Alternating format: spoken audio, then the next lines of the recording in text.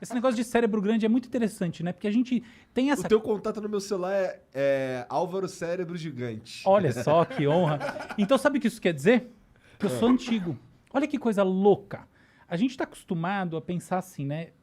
O futuro da humanidade, né? Aquela coisa, puta, vamos viajar, colocar nossa imaginação futurística a serviço aí da nossa projeção do que vai ser a espécie humana. Aí você imagina aquele ser humano magrinho, Meu careca, pai falava isso direto com um pra mim. mega cabeção, não é isso? Aham. Por que tem um mega cabeção? Cérebro grande. Agora, olha que coisa que quase ninguém sabe. O cérebro humano, ele na verdade vem encolhendo e não aumentando. Caralho. Sim, há 3 mil anos atrás, existe uma tendência hoje em dia né, na área nessa área que faz os estudos de fósseis de cérebro e etc. Então, é uma área até difícil da gente nomear, né, que área é essa, porque é uma área multidisciplinar, tá, que tem, enfim, tem uma antropologia, tem uma biologia molecular forte, tem uma arqueologia fundamental, enfim, é um conjunto de áreas que vem se encontrando para fazer estudo de genoma, enfim, de fóssil. E esses estudos já basicamente mostraram, tá, é incontroverso, que o cérebro era maior na média 3 mil anos atrás. Caralho. Mas não é meio... Não é esquisito isso? Porque, a princípio, quanto mais cérebro, mais inteligente. Então, exatamente. Exato. Então a gente tá pra mim ficando faz mais sentido. burro. Então a gente tá ficando mais burro, é isso? Olha Caralho. só, não, a gente não está ficando mais burro, a gente está ficando mais dependente do nosso cérebro ampliado.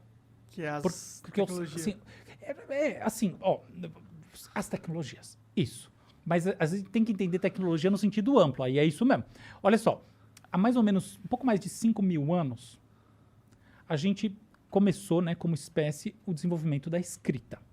O que a escrita faz, entre outras coisas? Ela migra a memória de longo prazo para um registro externo. É nesse sentido que a gente está falando de tecnologias. A gente pode escrever a história da cultura através de duas grandes linhas. Os nossos dispositivos de aumento motor e os nossos dispositivos de aumento cognitivo. O que é dispositivo de aumento motor? É, por exemplo, o uso das ferramentas, é, por exemplo, o tear mecânico, quando a gente vai, né, olhar, por exemplo, Revolução Inglesa. É uma revolução super cognitiva, tá? Super complexa. Mas o papo de uma máquina que gera produção se traduz pelo quê? Eliminação de braços. Então é nesse sentido. Século XX, mecanização da indústria. Braço. Por quê? Porque as coisas que a indústria estava produzindo, ela permaneceu produzindo. Ela simplesmente aumentou a escala, velocidade, reduzindo a necessidade de trabalhadores. Em outras palavras, ela não mudou a qualidade do produto, ela mudou o método de produção. E ela mudou eliminando trabalho no braço para colocar trabalho nesse braço. Beleza. Agora olha essa outra história. A gente inventa a leitura, a gente aprende com a escrita. A gente, na verdade, começa registrando em cavernas, fazendo desenhos rupestres, essa coisa toda. Aí a gente vai para os registros mais formais. Aí a gente inventa a calculadora. Como é que a gente inventa calculadoras? Calculadoras primitivas, o ábaco, tá? Então, é um negócio que tem mais de 4 mil anos, tá surgindo na Mesopotâmia, na China, todo mundo de lugar mais ou menos ao mesmo tempo, tá? Então, surge essa calculadora.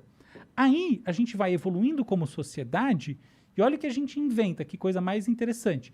A gente inventa registros que permitem você conversar com pessoas que estão falando outras línguas, ou seja, a gente inventa a tradução, a gente inventa as correlações entre o que uma pessoa fala aqui, outra pessoa fala tal, e a gente começa a ampliar a nossa escala de entendimento. É assim que, por exemplo, o comércio dependeu fortemente, né, foi dependente num determinado momento dessa habilidade de ter uma comunicação comum. Até uma coisa interessante, quando eu era criança, todo mundo acredita, todo mundo não, mas tinha aquela coisa do Esperanto, né, que essa é a língua da... o Esperanto existe. Meu avô sabia falar esperanto. Então o Esperanto é um barato, é em inglês. É em inglês? Não é, tipo, É, qual é a língua que universal? É foi- inglês. Ah, tá, realmente. Então, esperanto é inglês. É. Então, não funciona muito você planejar e falar vai ser desse jeito. As coisas funcionam desse jeito.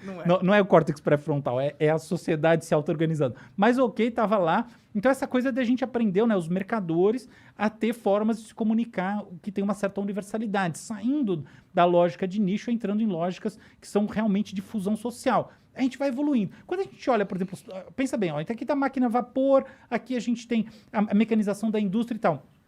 Nos anos 60, 70, sobretudo, o que a gente tem? O desenvolvimento dos computadores industriais e depois, a partir da metade dos anos 70, dos PCs, que não estavam chegando no público, estavam em desenvolvimento, tá? Então, esse é o primeiro momento da coisa. E aí, o que a gente tem? A gente tem uma mudança de paradigma fundamental. Porque o nosso aumento agora não é simplesmente um aumento na capacidade de fazer aquilo que a gente fazia. É um aumento efetivo na produção de informações que de outra maneira a gente não faria, porque com todo o tempo, porque dado que o tempo é finito, nem com todo o tempo do mundo a gente conseguiria. Então você tem uma quebra de paradigma a partir do que muita gente chama de terceira revolução industrial, que na verdade não tem nada de industrial, ela é informacional, que é essa coisa do computador. E agora tem uma coisa diferente acontecendo, que é essa transformação da lógica da sociedade a partir da inteligência artificial.